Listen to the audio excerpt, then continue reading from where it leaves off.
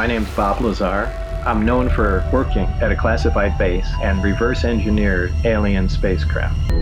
Exactly what's going on up there? Well, there's several, actually 9 flying saucers, flying discs, that are out there of extraterrestrial origin. In 1989, a man stepped forward with one of the most explosive claims in modern history. He said he worked on alien spacecraft. It doesn't fly as it would in the science fiction movies. It flies with the belly, the bottom forward. At a secret government facility near Area 51. He said it's a secret that needed to be told to the world, that his life was in danger. He described technology that defied physics. The center level of this disc also houses the control consoles and seats, both of which were too small and too low to the floor to be functional for adult human beings. This technology does not exist at all. Propulsion systems powered by an element that didn't officially exist, and a level of secrecy so intense that the government allegedly erased his entire professional history. His name was Bob Lazar, and what he revealed sparked decades of controversy, investigation, and debate that continues to this day. So what really happened out there in the Nevada desert? Who is Bob Lazar? Bob Lazar first appeared on Las Vegas television in November 1989, his face obscured in shadow, calling himself Dennis to protect his identity. Within weeks, he would reveal his real name and shake the UFO research community to its core. Hi, I'm Bob Lazar. I work on the propulsion systems of extraterrestrial vehicles for the United States government. Lazar claimed to hold degrees in physics and electronics from MIT and Caltech, though no records of his attendance have ever been found at either institution. Before his explosive allegations, he had worked at Los Alamos National Laboratory, a fact that has been partially verified through old phone directories listing his name and references from people who remembered him there. Lazar described being recruited to work at a facility called S4, located near the now famous Area 51 in the Nevada desert. According to his account, he was brought in specifically to help reverse engineer alien propulsion systems. We reverse engineered alien spacecraft. The job allegedly came through physicist Edward Teller, though Teller himself would later deny this connection. What made Lazar's story particularly compelling was the level of technical detail he provided about what he claimed to have witnessed. He didn't just say he saw flying saucers.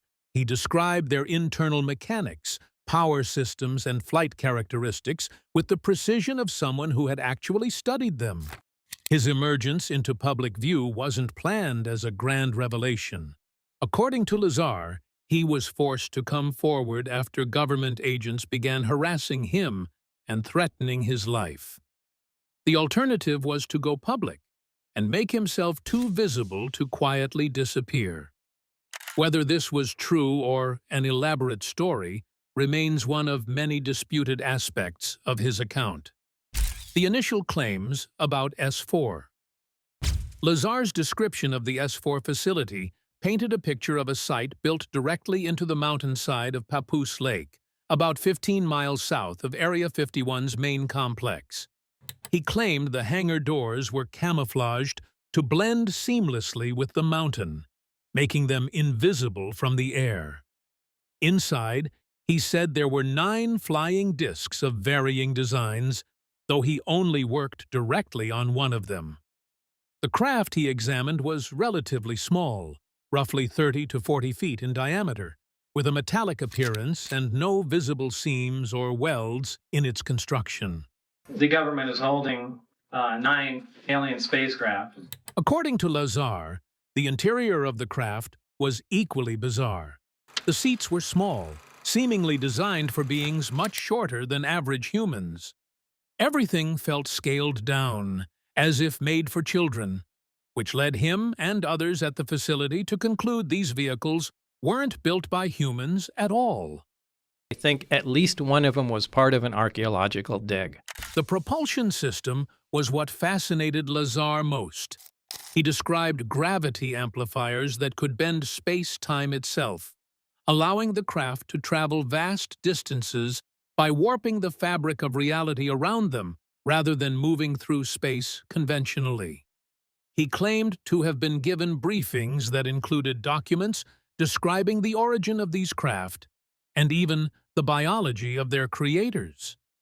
These briefings allegedly stated that the beings came from the Zeta Reticuli star system and had been visiting Earth for thousands of years. Whether Lazar actually believed this information or was being fed disinformation as part of his security clearance remains unclear even to him. He has admitted that some of what he was told might have been false, designed to test his loyalty or discredit him if he ever went public. The secrecy surrounding the project was extreme. Lazar described being transported to the site on a bus with blacked-out windows, forbidden from discussing his work with anyone, and subjected to intimidation tactics that made the environment feel more like a prison than a research facility. He worked there only briefly in 1988 and 1989 before, according to his account, his security clearance was revoked after he brought unauthorized individuals to view test flights, the desert viewing incidents. Perhaps the most tangible part of Lazar's story involves the times he brought friends out to the Nevada desert to witness test flights of the craft he claimed to have been working on. These weren't random trips. Lazar knew the schedule of test flights because he had been part of the program. On specific Wednesday nights, he drove out to a location along Groom Lake Road with a small group that included his wife and several friends. They positioned themselves on public land with a clear view of the restricted airspace where the tests allegedly occurred. And something did happen. Multiple witnesses have confirmed seeing unusual lights performing maneuvers that seemed impossible for conventional aircraft. The objects would hover silently, accelerate at speeds that should have created sonic booms but didn't, and move in ways that defied traditional aerodynamics. One of the people Lazar brought was John Lear, a former CIA pilot and son of the founder of Learjet, someone who understood aircraft intimately. Lear confirmed seeing these objects and stated they performed unlike anything in the known aviation inventory. On one of these trips, Lazar and his group were caught by security personnel. Unmarked vehicles approached them, and they were detained briefly before being released with stern warnings. This incident, according to Lazar, was the final straw that led to him losing his security clearance and access to S4. But it also served as partial corroboration of his story. If there was nothing happening at that location, why would security be so aggressive about people watching the empty sky from public land? The question of footage from these desert viewings has always been contentious. Some grainy video does exist, showing distant lights in the night sky, but it's far from conclusive proof of alien technology. The footage shows objects that could be many things, depending on your perspective. Skeptics point out that experimental military aircraft are regularly tested in that area, and unusual flight characteristics don't necessarily mean extraterrestrial origin. Believers counter that the timing, the maneuvers, and the circumstances surrounding the sightings all align too perfectly with Lazar's inside knowledge to be coincidence. What made these viewings significant wasn't just what was seen, but that Lazar predicted when and where to see them. That suggested he had information about scheduled operations at a highly classified facility, lending credibility to at least some aspects of his claims. Government response and peace credential erasure. After Lazar went public, something strange happened to his paper trail. His educational records vanished. MIT and Caltech have no record of him ever attending, let alone graduating. His employment records from Los Alamos National Laboratory became difficult to verify, though his name did appear in an old phone directory and a newspaper article from the time mentioned him working there. Tax records and pay stubs from his time at S4 also supposedly disappeared. According to Lazar, this was deliberate erasure, a government effort to discredit him by removing any proof of his credentials or employment.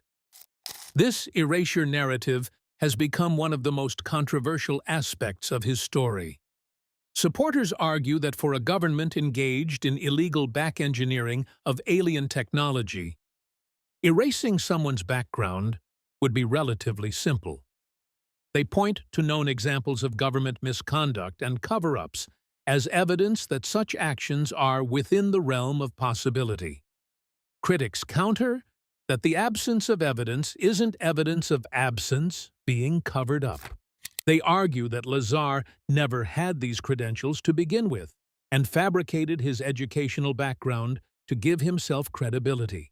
The government's official response to Lazar's claims has been minimal. No agency has confirmed or denied the existence of S4. Area 51 itself wasn't officially acknowledged until 2013, decades after Lazar first mentioned it. When asked about Lazar specifically, government representatives have generally refused to comment, citing neither confirmation nor denial of his employment or security clearance. Some researchers have found this silence suspicious. If Lazar was simply a fraudulent attention seeker, why not definitively debunk him? Others suggest that ignoring him is the most effective strategy, as engaging would only draw more attention to his claims.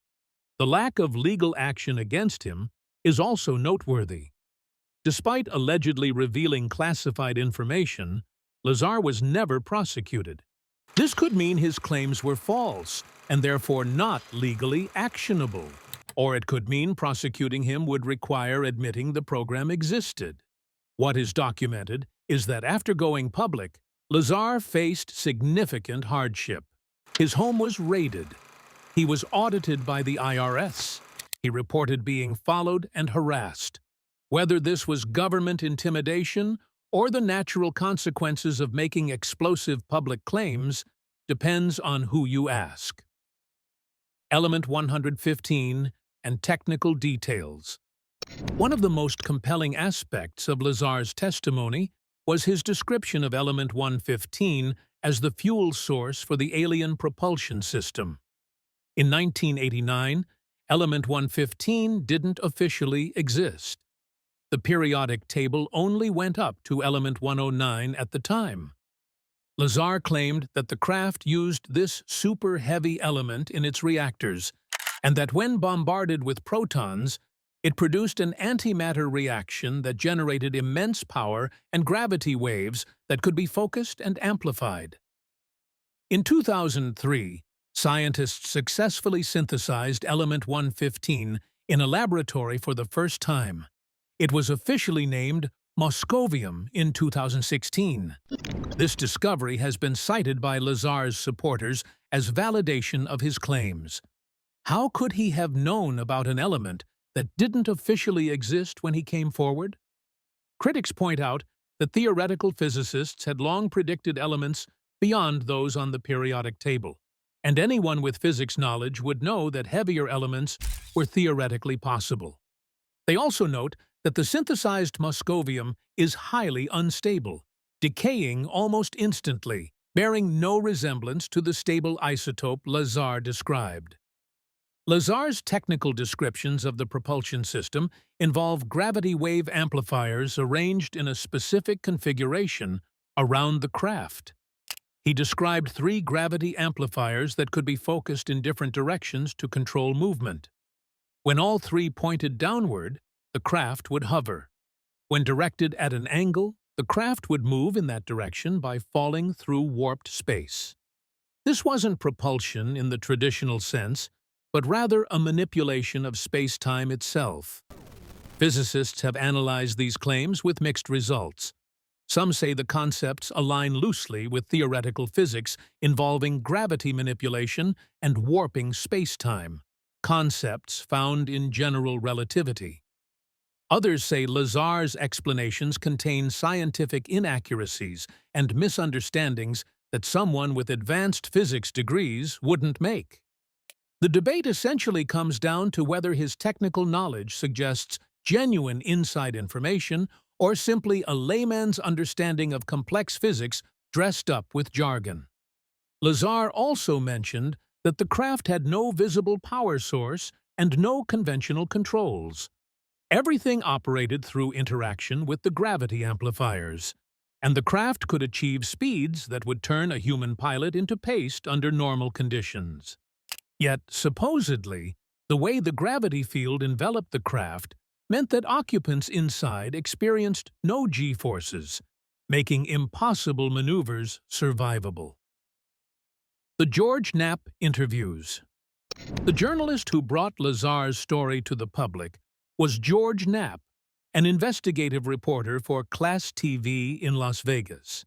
Knapp didn't immediately believe Lazar, but something about his demeanor and the specificity of his claims intrigued him enough to investigate further. Knapp spent months researching Lazar's background, speaking to people who knew him, and trying to verify aspects of his story before airing the first interview in November 1989. What struck Knapp was that Lazar didn't fit the profile of a typical UFO enthusiast or attention seeker. He was reluctant to go public and seemed genuinely frightened of the consequences. He didn't try to profit from his story initially and maintained a consistent account across multiple interviews without embellishment or contradiction, which is unusual for fabricated stories. Knapp's journalistic instincts told him that even if he couldn't verify everything, Lazar believed what he was saying.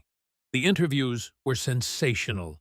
Lazar described the craft, the propulsion systems, the briefings he received, and the intimidation he faced in calm, matter-of-fact terms.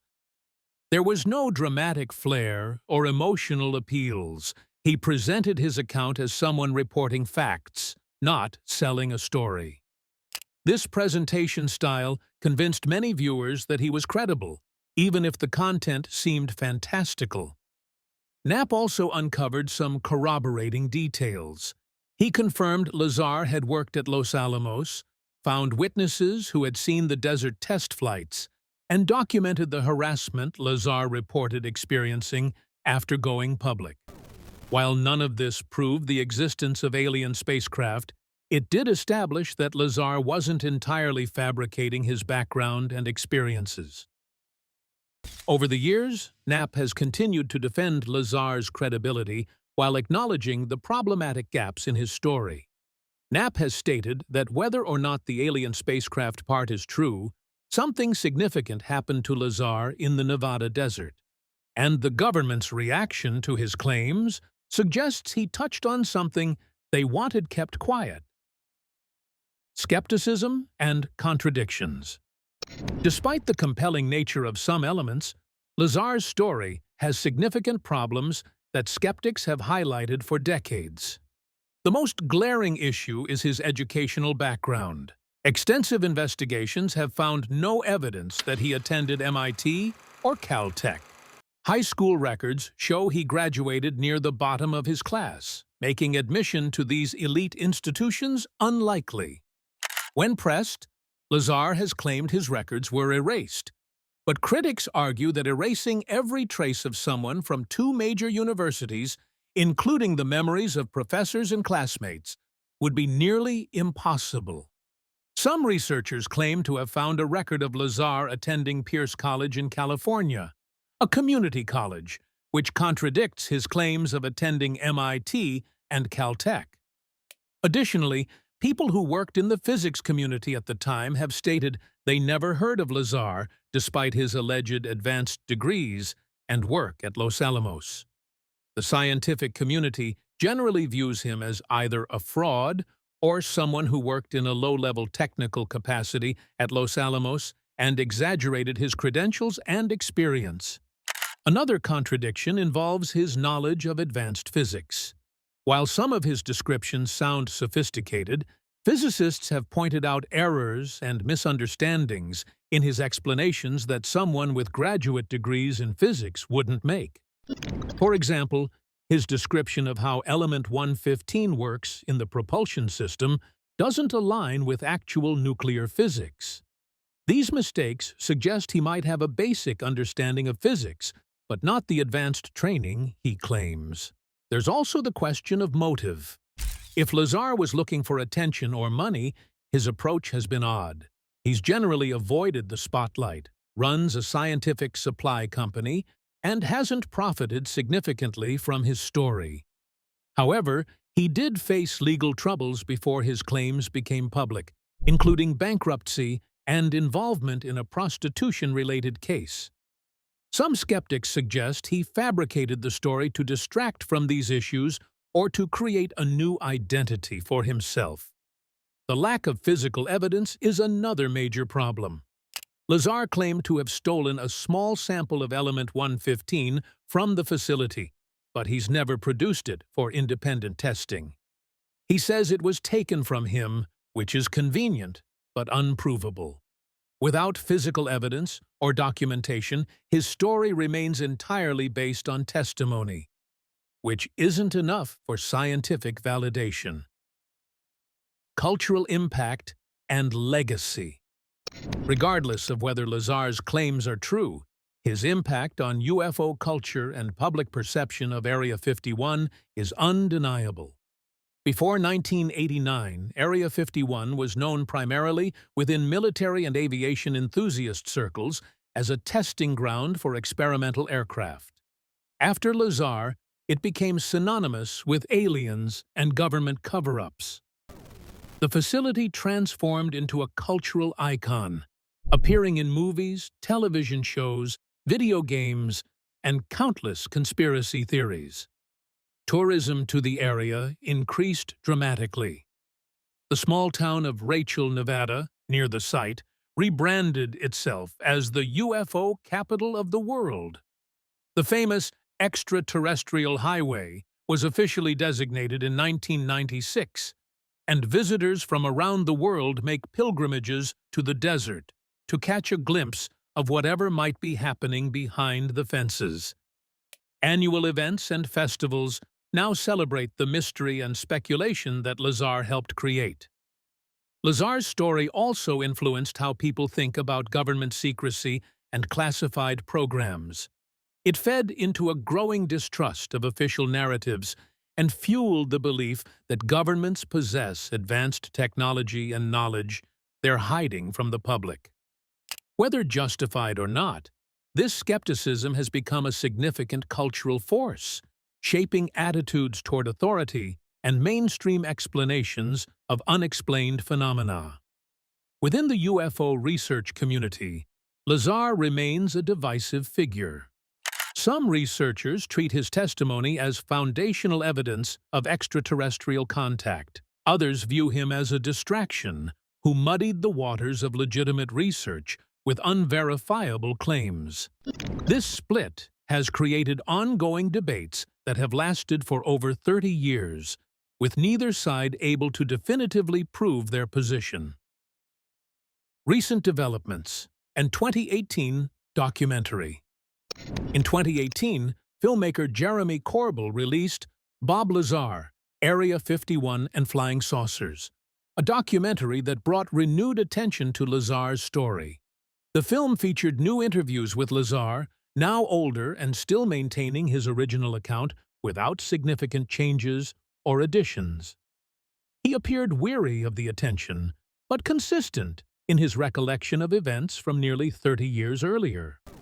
The documentary explored Lazar's current life running United Nuclear, a company that supplies scientific equipment and materials.